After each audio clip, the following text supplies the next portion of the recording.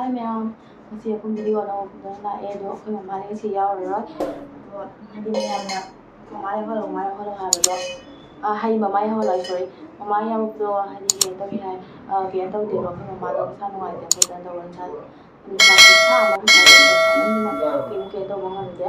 ꯑꯗꯨꯗꯨꯅ ꯑꯩ ꯑꯣꯏꯅ ꯆꯥꯖꯔꯅꯤ ꯉꯁꯤꯗꯒꯤ ꯍꯧꯕ ꯑꯗꯣ ꯁꯤꯗꯅ ꯀꯩꯅꯣ ꯊꯔꯣꯏ ꯊꯣꯡꯕ ꯑꯣꯏꯅ ꯆꯥꯒꯦ ꯇꯧꯕꯅꯦꯕꯀꯣ ꯑꯩꯅ ꯈꯜꯂꯝꯃꯤꯁꯤꯅꯅꯦ ꯑꯩꯈꯣꯏ ꯃꯃꯥꯒ ꯁꯨꯝ ꯇꯧꯗ꯭ꯔꯗꯤ ꯊꯔꯣꯏ ꯊꯣꯡꯕꯁꯦ ꯃꯃꯥꯒ ꯆꯦꯂꯦꯟꯖ ꯇꯧꯒꯦ ꯇꯧꯕꯅꯦꯕ ꯑꯗꯣ ꯃꯃꯥꯗꯣ ꯃꯁꯥꯗꯣ ꯅꯨꯡꯉꯥꯏꯔꯛꯇ꯭ꯔꯕꯅꯤꯅ ꯍꯛꯆꯥꯡꯗ ꯅꯨꯡꯉꯥꯏꯔꯛꯇ꯭ꯔꯕꯅꯤꯅ ꯑꯩ ꯏꯇꯣꯝꯇ ꯑꯣꯏꯅ ꯇꯥꯔꯦꯕꯀꯣ ꯏꯇꯣꯝꯇ ꯇꯧꯕꯁꯤ ꯅꯨꯡꯉꯥꯏꯇꯦꯕ ꯃꯃꯥꯒ ꯇꯧꯕꯅꯤꯅ ꯆꯦꯂꯦꯟꯖ ꯇꯧꯗꯅ ꯑꯩꯉꯣꯟꯗꯁꯨ ꯍꯥꯏꯗꯤ ꯈꯔ ꯅꯨꯡꯉꯥꯏꯕꯗꯣ ꯆꯥꯈꯤꯕꯁꯨ ꯈꯪꯍꯧꯗꯦꯕ ꯑꯗꯨꯗꯨꯅ ꯑꯩ ꯑꯣꯏꯅ ꯆꯥꯔꯅꯤ ꯁꯤꯒ ꯂꯩꯔꯦ ꯃꯌꯥꯝ ꯑꯩꯅ ꯆꯥꯗꯣꯏꯁꯦ ꯑꯗꯨ ꯆꯥꯕ ꯍꯧꯔꯛꯑꯒꯦ ꯍꯌꯦꯡꯁꯦ ꯌꯥꯝ ꯄꯥꯏꯌꯣ ꯄꯥꯏꯅꯤꯡꯕ꯭ꯔꯣ ꯈꯪꯗꯦ ꯄꯥꯏꯔꯣ ꯑꯗꯨꯗꯤ ꯄꯥꯏꯔꯣꯁꯦ ꯀꯩꯅꯣ ꯈꯪꯗꯦ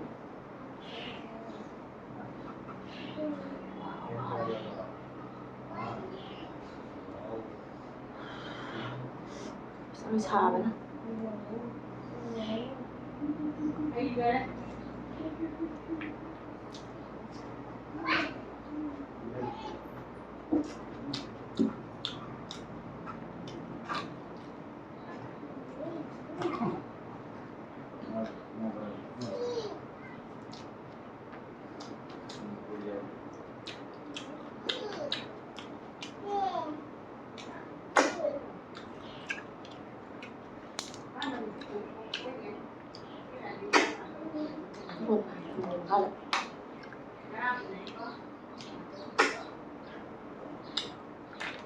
hữu người ta có cái đấy không vậy? Hoa đâu thì nó hữu người phải đó.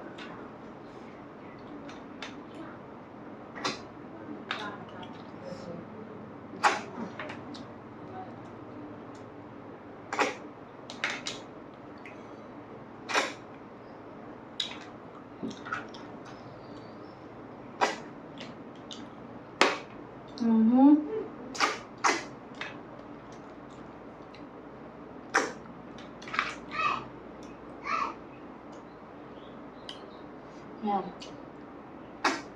Ông video là mình nhầm mình phải lăng hả? Sau này hình như em người làm mà số ta được không? Bạn làm mà ta được không? Đến được rồi.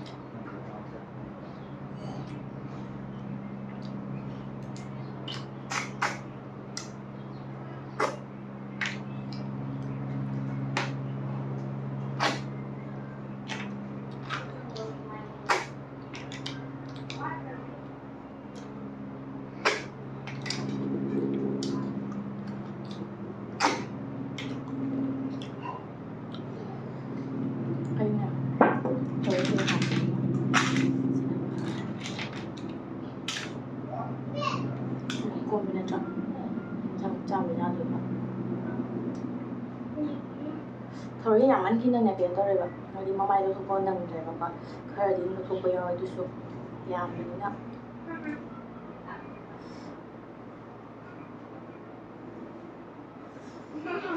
ꯁꯥꯏꯉꯣ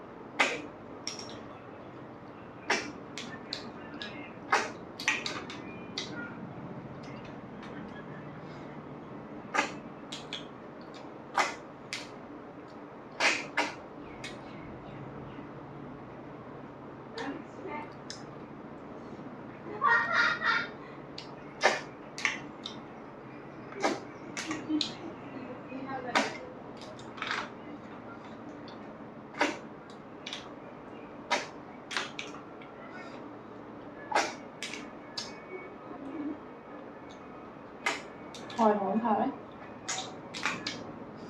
làm cấp tập ơn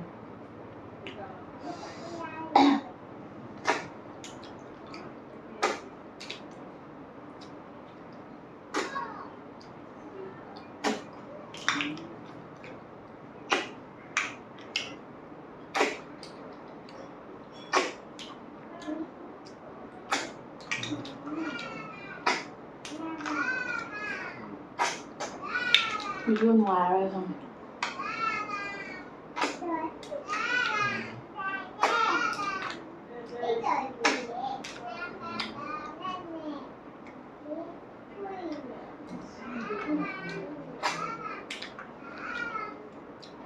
video của chúng ta là cái chuyện này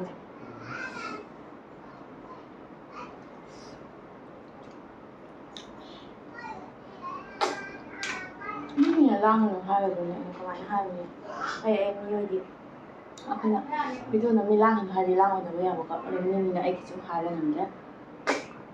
오늘 말이야. 미도 남들 하리냐? 얼마 오늘은 남이는 거. 그래서 남들 하리. 아, 미도랑 하려도 봐. 알베야 뭐 짠한데.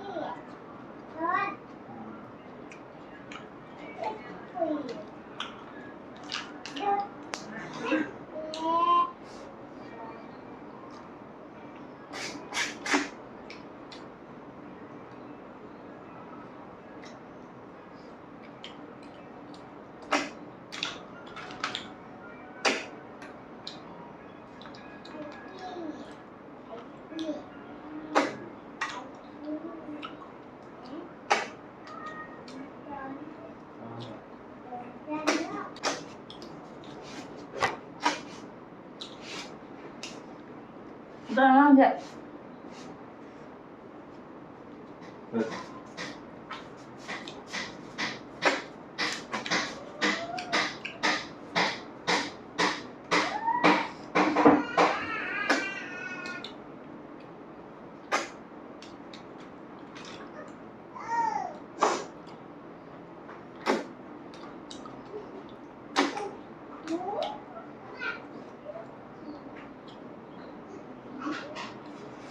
뭐가 잘하니까 하이가 살을 해야 돼서 거의 이제 거의 이제 연통을 짜봐 이제 남은 거 봐. 근데 mình đi lâu rồi làm học rồi mà bây giờ mình cũng ra chơi rồi hầu như là mới nha 얘는 진짜 하디 들어서 안 짜대라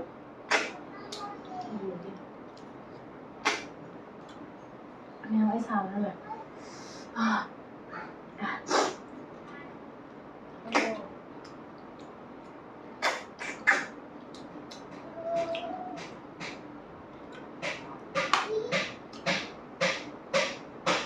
열심히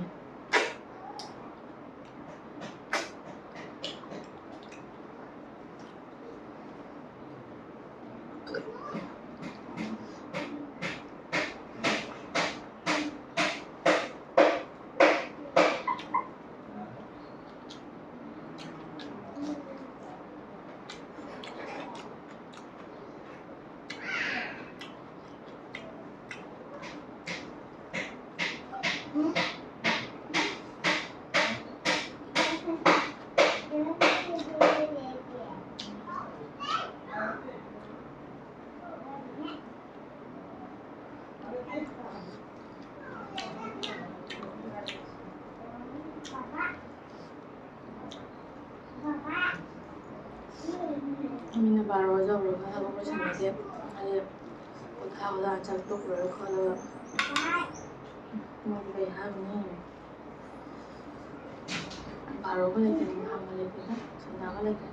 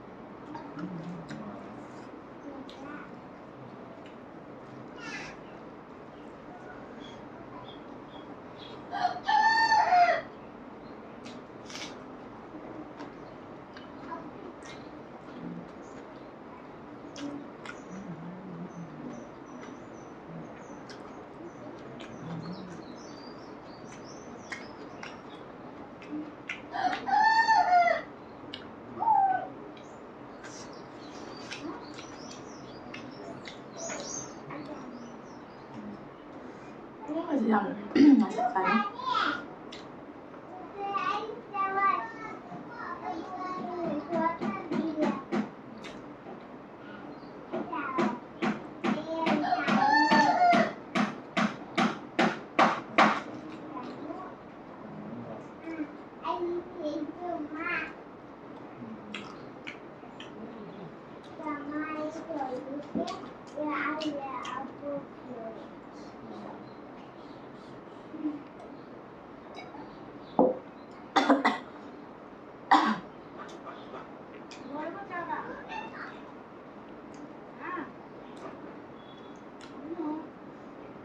dunia may cawa sa buhay at ubagi hadi cawa sa buhay hadi ko okay tayo ba chegi hanggang gaya cawa ng hadi mo ko sai ba yung tatagan na hawa ko yam hawa si sa na du sa sa kare okay ai yang kan na ba ya de ba ni ka ai sai kan tak cawa ni ba ano